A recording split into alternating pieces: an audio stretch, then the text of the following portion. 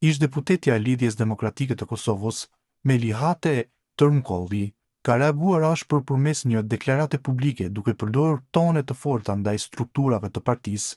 Në reagimin e saj, Tërmkolli ka quajtur Ajatollah disa përfaqësues të LDK-s duke i cilësuar si turpi dardanis dhe duke i akuzuar se sipas saj po shkelin mbi kushtetutën dhe mbi traditën shqiptare. Ajatollahët e LDK-s turpi dardanis, fundërinat shkelin mbi kushtetutën, si tua kishte bërë Serbia dhe shkelin mbi traditën e kulturën shqiptare, si tua kishte lënë Baba Sultan. Maskareng, nuk luftuam për shtet islamik dhe për asnjë fe, luftuam për komb, shtetat dhe ka shkruar ajo.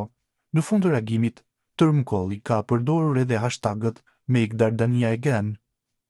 Ky reagim erdhi pas njoftimit se janë bërë edhe riorganizime të orarit të mësimor të shkollave e shkurtime të pushimit të gjatë për shkak të muajit të Ramazanit, veprim ky që nxiti reagime të shumta në publik.